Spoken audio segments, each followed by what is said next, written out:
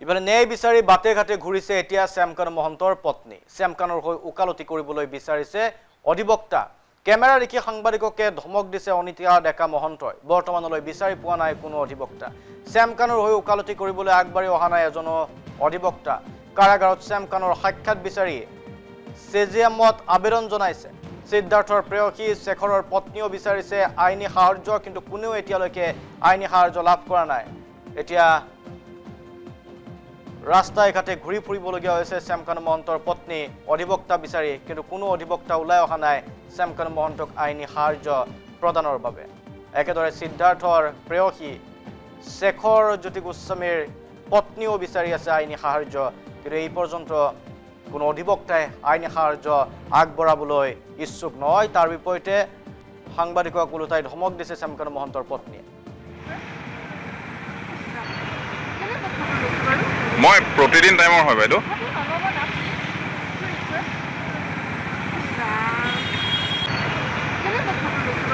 মই প্ৰতিদিন টাইমৰ হয় বাইদেউ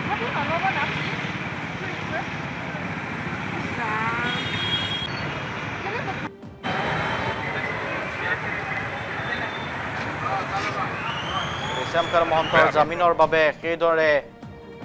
আদালতৰ দুৱাৰে দুৱাৰে ঘূৰি ফুৰিছে শ্যামকানু মহন্তৰ পত্নী অধিবক্তা বিচাৰি কিন্তু কোনো অধিবক্তা আগবাঢ়ি অহা নাই শ্যামকানু মহন্তক আইনী সাহায্য প্ৰদানৰ বাবে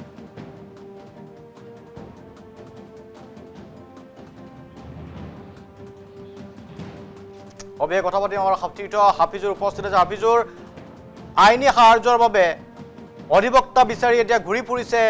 শ্যামকানু মহন্তৰ পত্নী সমান্তৰালভাৱে শেখৰ জ্যোতি গোস্বামীৰ পত্নীও বা সিদ্ধাৰ্থৰ প্ৰেয়সীও আইনী সাহায্য বিচাৰিছে যেহেতু এইবাৰৰ শুনানি আদালতৰ কাম কাজ ভাৰ্চুৱেলি সম্পন্ন হৈছিল হাজিৰ কৰোৱা নহল গতিকে এই মুহূৰ্তলৈকে কোনো অধিবক্তা আইনী সাহায্য বিচাৰিছে অধিবক্তা পোৱা নাই জামিনৰ বাবে আবেদনৰ কি প্ৰস্তুতি চলাইছে হয়তো শান্তনু প্ৰথম কথাটো হৈছে যে যিকোনো গোচৰত যিকোনো এগৰাকী অভিযুক্ত যেতিয়া গ্ৰেপ্তাৰ হ'ব গ্ৰেপ্তাৰ হোৱাৰ পাছত কিন্তু তেওঁ আইনী সাহায্য অৰ্থাৎ তেওঁ জামিন আবেদন লাভ কৰিবৰ কাৰণে বা গোটেই গোচৰ প্ৰক্ৰিয়াটো চলাই নিবৰ কাৰণে এগৰাকী অধিবক্তা পোৱাটো তেওঁৰ সেইটো এটা সাংবিধানিক অধিকাৰ কিন্তু জুবিন গাৰ্গৰ যিটো ৰহস্যময় যিটো মৃত্যুৰ গোচৰ এই গোচৰটোত আচলতে এটা পৃথক প্ৰতিচ্ছবি দেখিবলৈ পোৱা গৈছে গোটেই গোচৰটোৰ সন্দৰ্ভত অসমৰ যিকেইগৰাকী অধিবক্তা আছিল অধিবক্তা সমাজে জুবিন গাৰ্গৰ মৃত্যুৰ ৰহস্যৰ সৈতে নাম সাঙুৰ খাই গ্ৰেপ্তাৰ হোৱা আটাইকেইগৰাকী অভিযুক্তৰ গোচৰ কোনো কাৰণত তেওঁলোকে গোচৰ প্ৰক্ৰিয়াত অংশগ্ৰহণ নলয় বুলি ইতিমধ্যে সিদ্ধান্ত গ্ৰহণ কৰিছে আৰু সেইবাবে গোটেই গোচৰ প্ৰক্ৰিয়াটোত তেওঁলোকে এই প্ৰক্ৰিয়াটোৰ পৰা আঁতৰি থকা দেখিবলৈ পোৱা গৈছে আৰু আপুনি উল্লেখ কৰা ধৰণে যেতিয়া আৰক্ষীৰ জিম্মাৰ ম্যাদ সমাপ্ত হৈছিল 14 দিন তাৰ পাছত যেতিয়া চিজিএম আদালতত হাজিৰ কৰোৱা হৈছিল সেই অভিযুক্ত কেইগৰাকীক সেই সময়ত অভিযুক্ত কেইগৰাকীৰ সপক্ষত কোনো এগৰাকী অধিবক্তাই লেখ আবেদন দাখিল কৰা নাছিল বা জামিন আবেদন দাখিল কৰা নাছিল আৰু তেতিয়া আদালতে নিজেই আচলতে অভিযুক্তৰ আত্মীয়ক কৈছিল যে এডভোকেট ধৰিবৰ কাৰণে কিন্তু কোনো এগৰাকী অধিবক্তা আগবাঢ়ি নহাৰ বাবে সেই সময়ত জামিন আবেদন দাখিল কৰিব নোৱাৰিলে তাৰ পৰৱৰ্তী সময়ত আদালতে তেওঁলোকক